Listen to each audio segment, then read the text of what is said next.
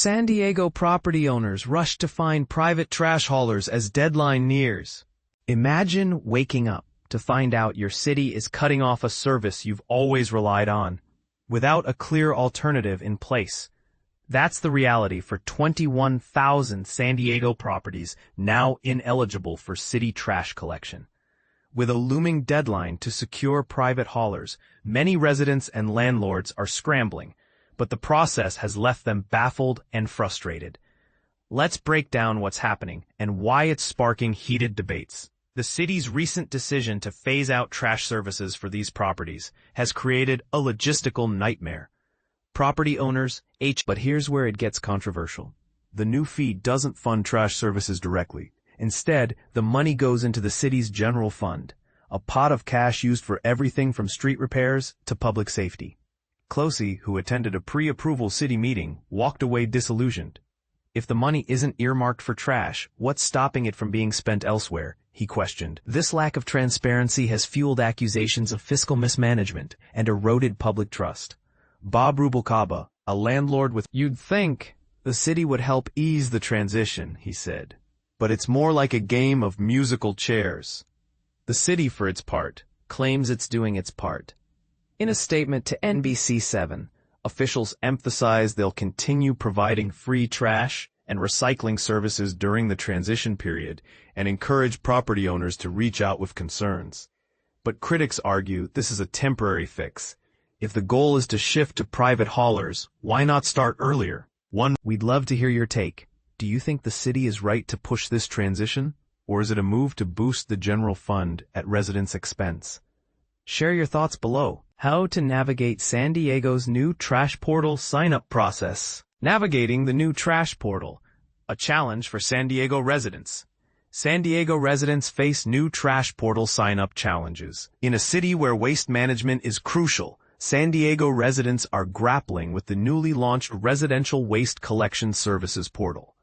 This transition has sparked a flurry of inquiries directed at city offices and media outlets, as residents seek clarity on the mandatory sign-up process. Key concerns of residents. According to Jeremy Bauer, the Assistant Director of Environmental Services, the primary issues residents are facing revolve around determining the appropriate bin sizes, understanding the associated costs, navigating the online registration system. Common questions include, could I get my smaller container now? And can I keep my old container?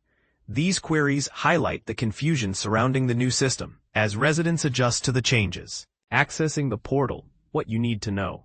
Many residents have attempted to log into the new portal, only to find they do not possess the necessary information. The city began distributing mailers last week, which means some residents may have to wait until the end of the month to receive their details. The mailer includes a yellow section that contains an assessor parcel number, APN, the same number found on tax bills, and a unique code specifically generated for portal access. Both pieces of information are essential for logging into the waste management portal at wasteportal.sandiego.gov. Choosing the right bin and understanding pricing. Once residents have created their accounts and signed up for notifications, they must select the size of their trash bins. Bauer advises residents to opt for their current container sizes if they adequately meet their household needs. For instance, many families utilize the 95-gallon container, while smaller households, including singles and the elderly, often prefer smaller options. For those uncertain about their current bin size, labels on the lids of the containers can provide clarity. Although the 95-gallon and 65-gallon containers may look similar, they are distinctly marked. The monthly rates for waste collection are determined solely by the size of the trash bin, not the recycling container. In the first year, the costs are as follows. 35-gallon bin, $32.82 per month. 65-gallon bin, $38.94 per month. 95-gallon bin, $43.60 per month. Residents opting for smaller bins for reasons unrelated to recycling will need to confirm their understanding that the standard size is 95 gallons. If they choose a 65-gallon or 35-gallon container for personal reasons, the rate will still be based on the size of the trash container, not the recycling one. Financial assistance for residents. the city is actively working on a financial assistance program for qualifying residents. The City Council has allocated $3 million from the general fund to support this initiative, and residents can also voluntarily contribute through the portal. Important deadlines. Residents must finalize their selections by September 30th. Those who fail to register will automatically receive new 95-gallon trash and recycling containers. In October, all residents will notice a charge of $523.20 on their tax bills for the first year. Adjustments for different container sizes will not be reflected until the fall 2026 tax bills. The container replacement process. It's important to note that residents will not be able to keep their current containers, even if they are in good condition. The city plans to collect and shred existing bins, recycling the materials to create new containers. All bins except for the newer green organics containers will be replaced. The new trash bins will be gray, while the recycling containers will be a lighter shade of blue. Delivery of these new containers is set to begin in October and will take several months to complete across the city. Residents who have lost or damaged their current containers can have them replaced at no cost before the transition occurs. Alternative registration options. For those who are not comfortable with online registration, residents can call customer service at 858-694-7000 to register via phone. Additionally, the city has established a comprehensive FAQ section to assist residents. As the September 30th deadline approaches, the city is committed to addressing the concerns of its residents. What are your thoughts? This new system has certainly stirred up a lot of discussion. Do you think the city is doing enough to support residents during this transition? Or do you believe there are better ways to handle the sign-up process? Share your thoughts in the comments below. San Diego's new trash fee. What you need to know. Imagine waking up one morning to find your trash piling up on the curb with no one to collect it. This nightmare scenario is becoming a harsh reality for thousands of property owners in San Diego, California's second-largest city.